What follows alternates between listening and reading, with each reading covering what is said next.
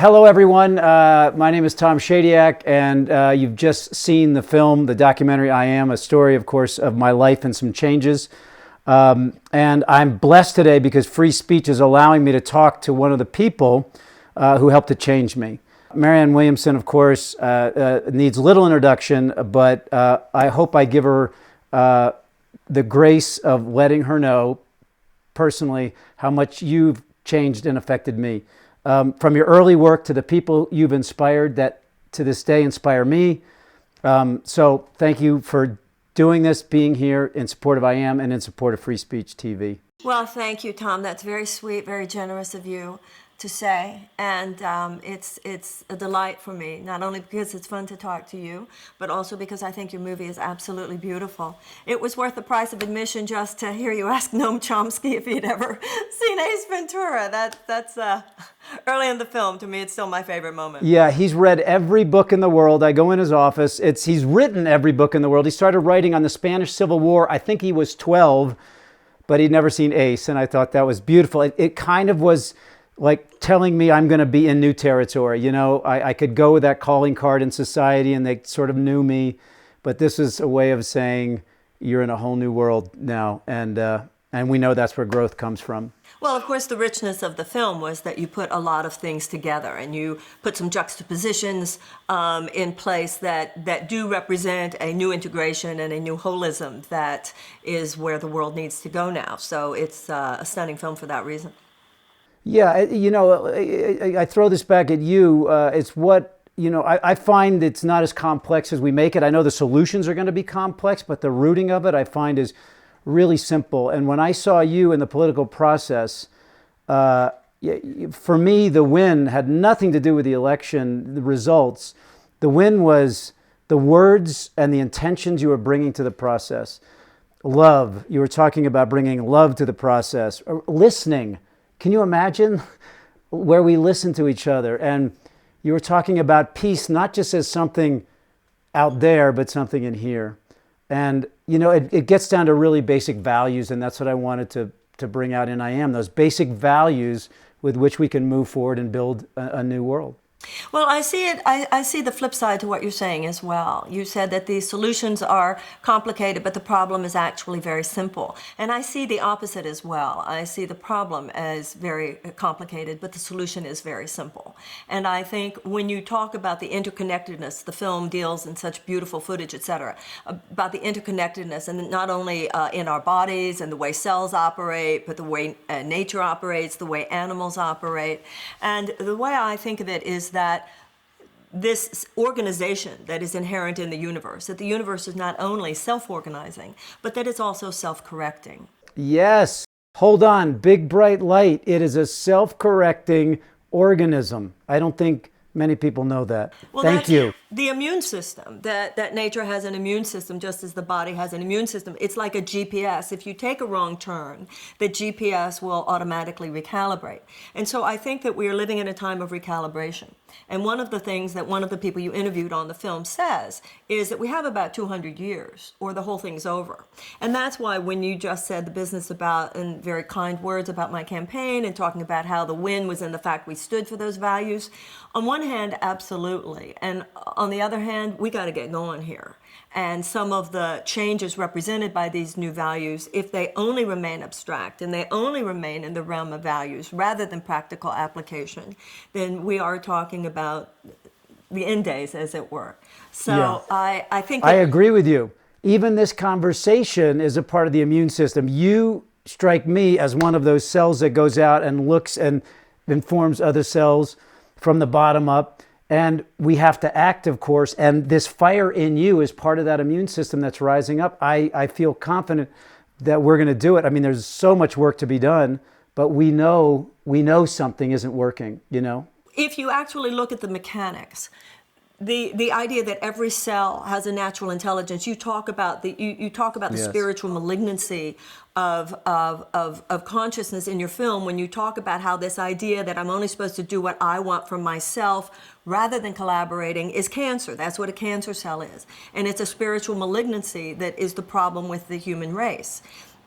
The idea of a cell that is working correctly, that has not gone insane, which is what a cancer cell is, Tom talked about how in the Native Americans, they saw somebody wanting more than they needed as a mental illness. So we know what the malignancy is, but not only the immune system, but the normal working of the cell is one in which we are all following a natural guidance system. Even with the development of life itself, in a human being, you have a sperm and you have an egg, and then these cells start to emerge, and they all have this natural guidance: who becomes liver, who becomes brain, who becomes etc. So the idea from a spiritual perspective is that we as human beings have that too. You have your natural intelligence system, and that's what guided you to make your movie. And I have my natural intelligence system, which has guided me to do what I do. But then the cells not only are each guided to their own highest actualization in the body and in nature, then they come together to collaborate. And that's what's beautiful, That's of the course. key. So that in you and me being in this conversation, your path of natural intelligence and my path of natural intelligence lead us then to find other people vibrating at that same place to collaborate and to synergize to do what we couldn't do alone. Yeah, some people feel that, the title I am is the singular, and it's not. I think that once you recognize the reality, the internal idea, and all around this idea of I am, you're in touch with everything. And once you know who you are, you can't not come together. The word together is almost to get there, put together. It's a couple letters short. I have to stretch it. But to get there, we've got to do it together. So the I am has to become we are. And that power is exponential. Of course, I have a question for you that I want to ask you. So, how do you think we got here? I mean, I know we don't have so much time, but there's a disconnection. I know we're waking up. I know I can feel it. You can feel it. Conversations like this didn't happen so many years ago. How do we get here? Because I think we have to understand how we got here, what we lost, what we forgot, so we can reawaken that and move forward. Well, this story is told. This is the great myth of the exile from the garden. This is the idea of what in the Course in Miracles is termed the detour into fear. It's described in the Course as the moment when the Son of God forgot to laugh. And in the Course in Miracles, which I would think you would like that one, it's the moment when the Son of God forgot to laugh. I've never heard that. That's beautiful. That's beautiful. That's what the Course in Miracles describes that moment. Now, the Course also describes it as having happened in an instant, which I love because it goes along with the Big Bang Theory. One of the things in your movie, you talk about old Newtonian physics and the old Western materialistic scientific paradigm being obsolete and being, forget the mechanistic model. But you also talk about the fact that we are entering into a phase where physics and quantum mechanics is actually now verifying what the spiritual traditions have been saying. So all the spiritual traditions actually align with the Big Bang Theory, which is the idea that in an instant, because of free will, because we began to think thoughts not of love. Love is who we are. I am love. But the power of the mind, which contains the power of the universe, is so powerful, all powerful, that when we think without love, we literally, and this is where the whole scientific theory of multiverses is so fascinating. It's not just a metaphor of a parallel universe, it is a parallel universe. That when I think without love, I manifest a universe parallel to who I am. World of darkness, world of light.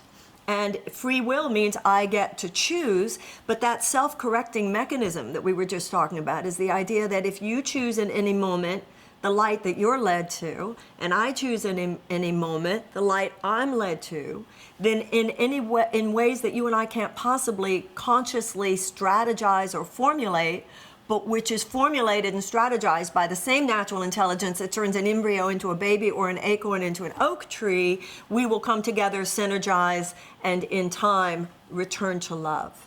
Or not, or we go extinct as a species. Really, it's our choice at this point. It will happen. From that perspective, the only question is how much suffering will occur beforehand.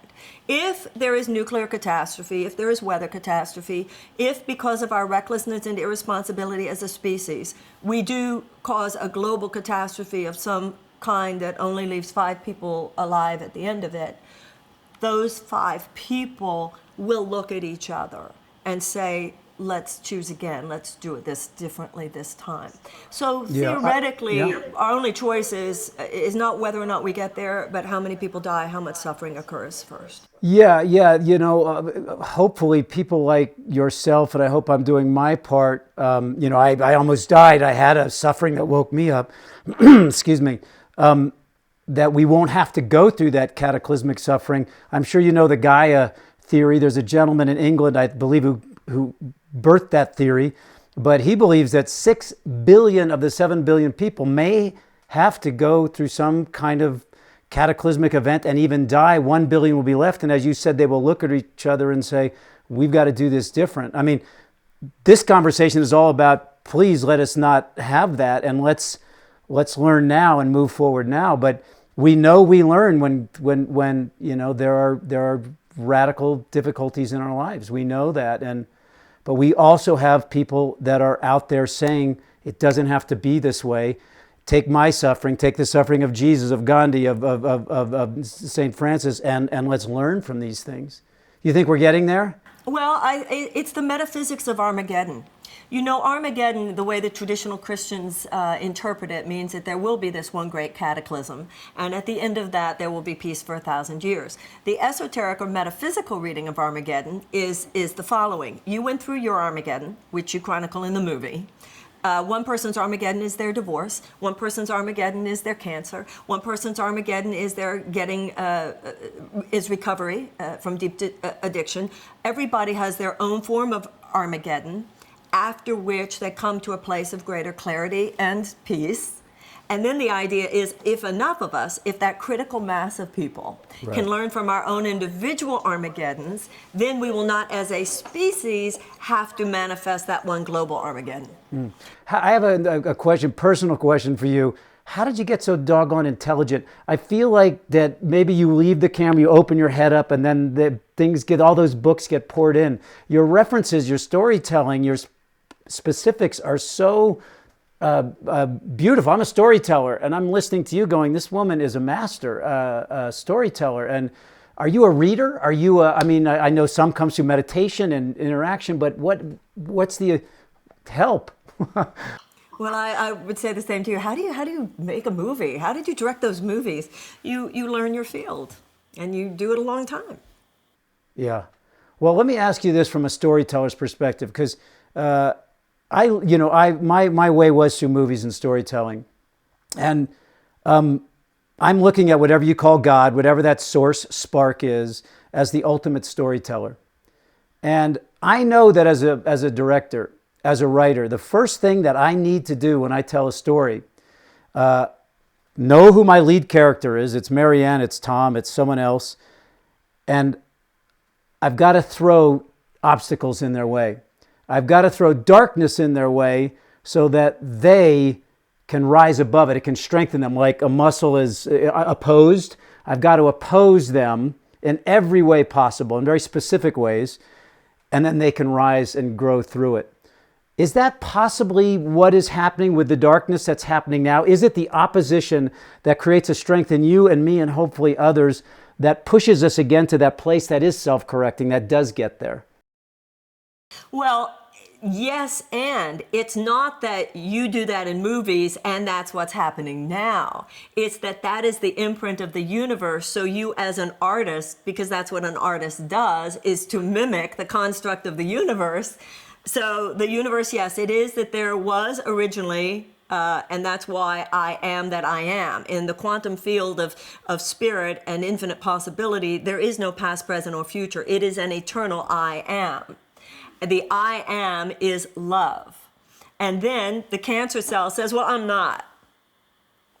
And because of the all power of the mind manifests this parallel universe, but God or love, being infinite and infinitely compassionate, does not leave us there, honors the opportunity that we have through free will to manifest illusion, darkness, greed, domination, fear, war, and so forth. But there lies within us the alternative, which is the ultimate compassion of the divine, which is the fact that in any given moment we can choose compassion, we can choose love, we can choose the return. Spiritually, the line here is that God's will shall never not be done, which goes back to what I said before, the end of the movie, the resurrection, the deliverance to the promised land. So here you have the light, then you have the exile, the separation, the move into darkness, and then going back to the light at a higher level. And that's not only in a movie, that is the story of humanity. That is the story of nature. And it will be, I read somewhere the other day, it's not over till the happy part. And if it's not the happy part yet, then it's not over. True of movies too. When you walk out of a dark movie, you feel, they learned nothing. You don't feel that the story is over. You want that beat that something has been elevated. Yeah, it's so deeply in us. So a sadhu once said to a very dear friend of mine, a sadhu, a holy man, for those who don't know, a sadhu is a holy man in India, an ascetic. And he once said to a friend of mine who was talking about love, he said, love. But love is only half the story. He said it with his accent, half the story. What would you say to that sadhu? He's saying love is only half the story. He's saying that God is also in the darkness. What do you say to that? What if God is all, is God not in the darkness? I'm not putting forth a point of view. I'm asking a question. I don't agree. The idea from a metaphysical perspective is that love is all. It is all-encompassing. What is all-encompassing can have no opposite. So when we are thinking without love, we're actually not thinking, we're hallucinating. And that's what this world of darkness is. You got to back that up. Back that up. Say that again. When you're thinking without, love is the all. Go ahead, please help me. So therefore, since love is all, and what is all and all-encompassing can have no opposite, when we are thinking without love, because thought is the basis of all of it, consciousness. So when we are thinking without love, we're actually not thinking, because only love is real. So when I'm thinking without love, I'm not thinking, I'm hallucinating. Okay, got a question. When we entered this realm, is this not a realm of opposites? Meaning when we dropped in here and we separated from the all, which we're not really separated on the true level, but when we dropped into this realm, is it not a realm of opposites? So did darkness not become necessary in this realm, again, to elevate the great storyteller's story? My own opinion, I'm with the side, no. In the Course in Miracles, it says, it is not up to you what you learn. It is merely up to you whether you learn through joy or through pain. I'm a mom. I've been with a baby at the beach. I've seen the glee. I've seen that this darkness, let's take what's happening today. As you and I speak, all over the news is the fact that Palestinians went into a synagogue in Jerusalem and killed these people. Now Netanyahu says there's going to be some kind of firm hand. So it's action-reaction in this endless cycle of violence. What always comes up for me is that when those Palestinians and those Israelis were born as babies, they were not born to hate each other. That was not necessary. It was humanity's choice that people are taught hate. So this idea is very unhelpful that somehow it's all necessary. It's not necessary. It's choices we have made. And to me, that's what's very profoundly shown in your film. It's possible to do it differently. And I think it's very important, when you show the civil rights movement in your film and segregation, and no, it wasn't necessary. Segregation was not necessary. It was a fear-based, insane choice, and the power of the whole story is that humanity chose something better. That's what evolution is. It's when a critical mass of people, and it doesn't have to be the majority, and it never is the majority, has a better idea. So no, I think seeing darkness as necessary is one of the things that keeps us in darkness. It is not necessary that there is poverty. It is not necessary that there is war. It is not necessary that there is environmental degradation. And the very minds that plans those things would have us believe it's necessary. We're on Free Speech TV, and one of the words is free. And I know that they've been generous to me. I've seen you on several of the shows, and I think it's important for us to acknowledge that this is a place where ideas are free, and I think they need people's help. So I think there's a campaign going on now, and as you said, it's taking action. It's standing behind things that you support that push these ideas into the world. And I just want to take a moment to say I appreciate what they've done playing I Am. It's a movie that I share freely, and I'm happy that they're sharing it. And I just want to honor them and give my appreciation. In your movie, and there's that film, with Charlie Sheen and Michael Douglas and all of the Wall Street stuff, etc. To me, the thing about free speech TV that's so important is not just the free aspect, but that when you do have an overly corporatized model, it's not just that it costs, it's that it costs a lot more than money. It costs us the free flow of ideas.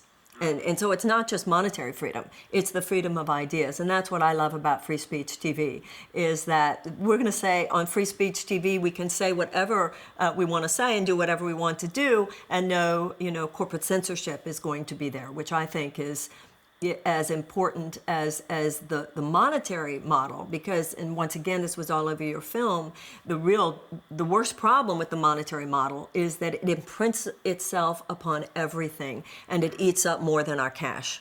Yeah, the ultimate illusion, certainly, the ultimate illusion. I was just in Europe, and suddenly the American dollar meant nothing, and this new colorful piece of money meant something, and you start to feel the power of that illusion, that we've created all this, and this is real, an exchange of ideas and love and learning. But this is something that, it's like a child's game, but we literally just can't get away from it. And Tom, there is an element here, and I'm sure you've felt it from people before, that really gets down deep into your story. I think a lot of people would say about you personally, easy for you to say, because we also want to remember that for people who, for many people, that piece of paper is about feeding their children and having respect for the aspect of it, which does have to do with people's ability to materially survive. And until we come up with a better model, an ethically centered capitalism, that it's not, I don't think, capitalism itself or free enterprise anyway. Tom Hartman, my good friend Tom Hartman in your film, talks about the difference between capitalism and free enterprise. But free enterprise itself is not an evil. It is this disconnection from our hearts that you talk about in the film, the disconnection from our ethics that causes the monetary system, the economic system to go haywire. But when a monetary system is ethical, a lot of people are able to feed their children and go to college and do things that they would not otherwise have been.